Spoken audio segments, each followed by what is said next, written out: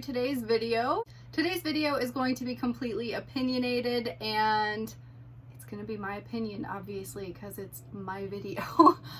In today's video, I figured it's a good idea to talk about some types of reptiles that are the most interactive. When it comes to reptiles in general, they're typically not the most interactive pets, especially compared to mammals like dogs and cats and hamsters, although I have zero clue about hamsters. I've never kept one in my life. I've never kept any rodents. So anyway, reptiles are just very reclusive, very isolated. They like to be alone in their own space and pretty much just left alone. But there are certain reptiles that are more tolerant than others, and some reptiles that you can just do more with that will be tolerant of it and may actually enjoy it, so it can just help you to have a more fun relationship with your animal. So that is what today's video is going to be. I would love to hear your guys' thoughts on reptiles that you think are the most interactive. Please go ahead and leave it in the comment section, but I'm going to go ahead and get started. So the first reptile that I think is the most interactive would be any type of pet tortoise. So tortoises are really cute. They have great personalities. They're very easygoing. They're a type of reptile that when it's warm outside, you can take your tortoise out there and just hang out for hours with your tortoise outside. You absolutely cannot do that with a lot of other reptiles like crested geckos, for instance, because they will overheat very easily. But tortoises love the sun, and they're just very compared to other reptiles, they don't get as stressed out as easily. They're also diurnal, meaning that they are awake during the day. So any type of reptile that's actually awake during the day is just going to be a little bit more interactive with you because you get to see its natural behaviors. And tortoises are always kind of out and about and doing things, so it's definitely a reptile that you'll see 24/7 if you own one. They also require a lot of maintenance, more so than other reptiles, just because they do love to soak and they make their water bowls very dirty. So it's going to be like a daily thing cleaning out water bowls. They also love to eat. So they eat very often compared to a lot of other reptiles where some lizards you may just feed them a couple times a week. Snakes you may just feed once a week. And then tortoises want to eat literally every single day. As adults, you try to space it out and do every 1 to 2 days.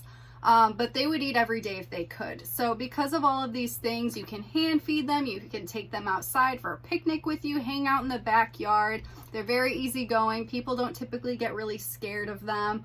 So you can pet them, have other people interact with them. They're a great reptile for people to just accept, because most people aren't oh my god, ew, look at that tortoise. That would never come out of their mouth, because tortoises are so cute and they're just so easygoing and they have great personalities. So they're definitely one of the best interactive pets in my opinion. One other thing I need to add, pet tortoises, they love getting their butts scratched. So that is another form of interaction. If you want to scratch a tortoise butt, they will appreciate it. So the second animal on my list, I did want to try and include at least one gecko. However, I feel, in my opinion, that most geckos are just not the most interactive. They typically like to be left alone. Most of them are nocturnal, so they're going to be hiding during the day. You may not see them doing anything. But there is one gecko in particular that does stand out that I think is a little bit more interactive than the others, and that is the crested gecko. So crested geckos are nocturnal, just like many other geckos. However, when they do come out at nighttime, you see them. They have big personalities and they make it known. They'll be climbing on the front glass. They're little derps. They're just the derpiest creatures on the planet, but all of that character just makes them stand out, and it makes the interaction with them so much more enriching for the reptile keeper. So they are just really great reptiles if you want something that you can see and do things with. They're one of the best geckos in my opinion. You can hand feed them. They're Pangea. That will be something so that way they can get used to you. They are good with handling. Each one is going to be a little bit different and tolerate different things. They all have their own personalities as well. Some of them will tolerate handling for longer periods than others. They're again not an animal you want to take outside during the day. So if you do want to interact with these geckos, it's best to do it more around nighttime. They will definitely be way more active at that time as well. They can be jumpy, but in my opinion, I feel their jumpiness makes them just more interactive, rather than a leopard gecko that you kind of just plop in your hand and they don't do anything. A crested gecko is going to keep jumping and jumping and jumping, and you know what, like, I think that that's a great thing because it's just pure interactivity for me, because you are constantly doing something with your gecko and it's like playing with an animal. So I think that that just makes them highly interactive, so I just had to put them on my list. Number 3 is probably one that all of you guys are expecting to be on this list because it is like a no-brainer, and that is bearded dragons. Bearded dragons are one of the best reptiles when it comes to handleability. These animals are so tolerant, so laid back, and so chill. So if you want an animal that you can handle and do things with, a bearded dragon is the way to go. They are definitely not the best for beginners. Do want to make that clear. In this video, these are not all for beginners, so please do your research on the different species to figure out if it's a good fit for you or not, or if you have the experience, because not all of these are beginners. I'm just solely going on the interactivity of the animals. But anyway, bearded dragons are like the type of animal you could literally just set them on your shoulder and go for a walk outside down the block.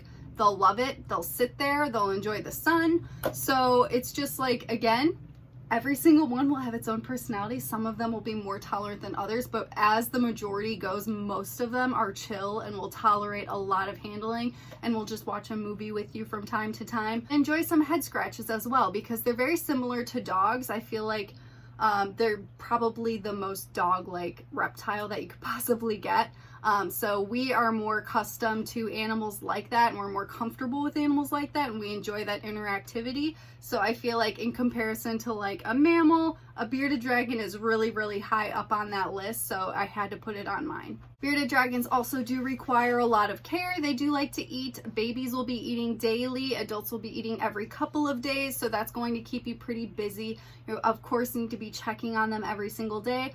A lot of them will scratch on the glass, and they actually do enjoy some social ability and coming outside of the enclosure, so that is just another thing to keep an eye on. If you think that's too much work, then it's a good idea to just avoid and maybe get a different type of reptile that isn't as interactive.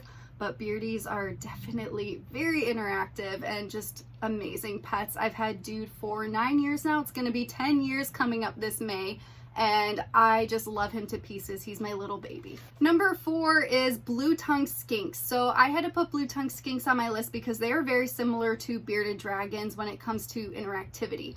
However, it does depend what kind you're getting. Because I have an Indonesian and most of them are wild caught. Mine is wild caught. I wasn't aware when I got him, but he does not enjoy handling whatsoever. He used to hate the sight of me. He would run away from me all the time. So over time, I have built trust with him, and he is a little bit more interactive. I can feed him and he comes to me for food, but he doesn't want to be held. However, northern blue-tongued skinks absolutely love being held, and they are way more tolerant of it. Most of them are captive bred as well, so I highly recommend them if you want a pet blue-tongued skink. But yeah, they can be like little dogs as well. They will come out, they'll sit on you, they'll hang out, they'll watch a movie, and they have great personalities, and they are so cute. So if you definitely want an interactive animal, another diurnal species that's going to be awake during the day and doing things, blue-tongued skink is for you. The next one on my list is probably going to be controversial because this is an animal that typically is not the best for handling. And I feel like that is a huge part of when people think of interacting with their reptile, they think of handling. But there's more to it, so I'm going to dive into it. So the next one on my list are chameleons. So chameleons are very highly prone to stress and typically do not want to be handled, which would make them non-interactive pets. However, I put them on my list because I find that most of my time with all of my reptiles, I feel like most of my time actually goes to my chameleons. One, because they're diurnal, they are awake during the day, so you do see them doing things. Two, they require a lot of work, so you need to make sure that they are properly hydrated with a drip system. You need to mist down their enclosures, and they do like to eat pretty often, so I do feed mine every couple of days.